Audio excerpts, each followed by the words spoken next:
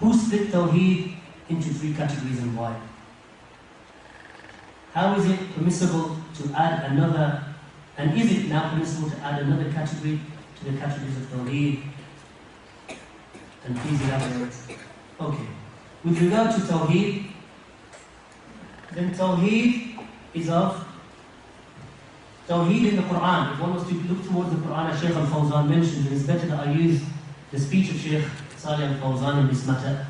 He mentioned that if one looks at the Quran, then you will find that Allah subhanahu wa ta'ala speaks with regard to Himself in three types of ways.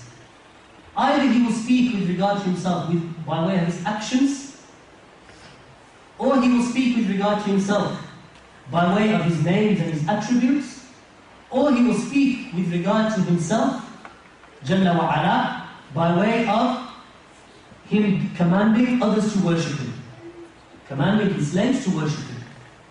And you will not find a fourth way in which Allah Jalla wa Ala speaks regarding Himself. So either it is regard to His own actions, like He is the creator, the sustainer, Al-Khaliq, Al-Mudabbir, so on and so forth. He is the Lord, the creator, the sustainer, the provider, the giver of life, the giver of death, and so on and so forth.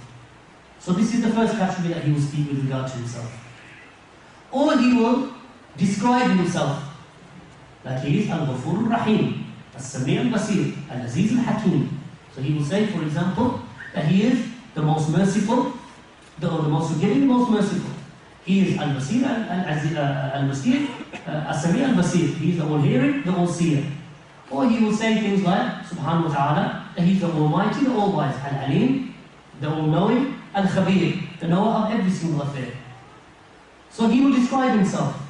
Or He will mention, subhanahu wa ta'ala, that He is pleased, or that He is angry. He's angry with the Jews, for example, and He is pleased with the believers.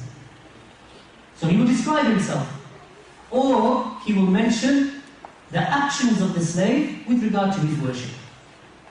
There is no fourth category. In one of these three, Allah subhanahu wa ta'ala will speak in the Quran. So these are the three types of Tawheed that I mentioned in the Quran. And Shaykh al-Fawzan mentioned, this is not a matter of istilah, not a matter of just creating a nomenclature or words so that people, just for the sake of making categorizations. He said, no, indeed the Quran itself speaks about Allah within these three aspects of the Tawheed of Allah. Tawheed al-Rububiyyah, which is the af'al of Allah subhanahu wa ta'ala, the actions of Allah. Or Tawheed al-Uluhiyyah, which is the af'al al-Ibad, which is the actions of the slave in worshipping of Allah. Or the Tawheed of Asma wa Sifat, the Tawheed of worshipping, the Tawheed of singling out Allah alone with regard to His names and His attributes. And there is no fourth category.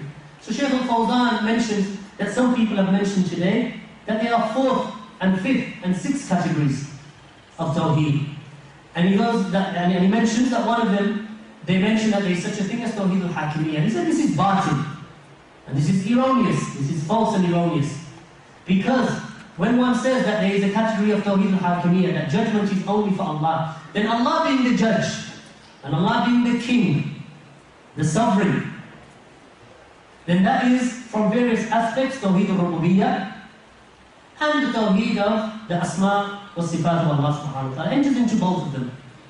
That Allah is the king, and Allah is the one who is the sovereign Lord of everything. So that enters into the Rububiyyah of Allah and the names and attributes of Allah.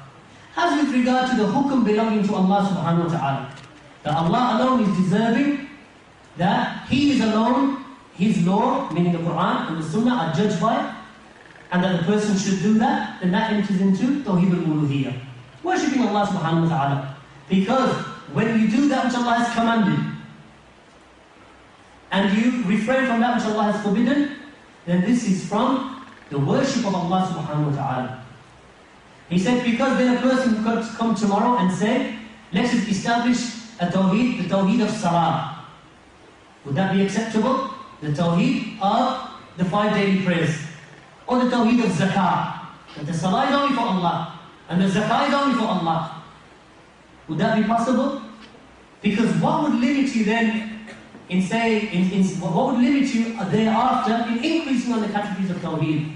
Because these three are clearly established. the fourth, fifth, sixth are not established.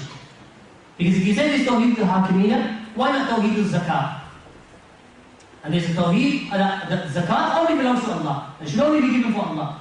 And Tawheed al-Salah, Salah is only for Allah. What prevents a person from taking any act of worship, or any aspect of worship, and saying this is for Allah, so this is the Tawheed of that? So therefore, the increasing of Tawheed to Tawheed al-Hakimiyyah is from the ways of the modern day Kharijiyya, the modern day Khawarij. As Shaykh al-Albani used to call them, that they are the Kharijiyya Asriyya, that they are the modern day Khawarij. What they do is that they have chosen to single out Hakimiyyah. Why? Because their intent is what? Just as like the intent in the time of Ali radiallahu anhu, which is to rebel against the Muslim rulers.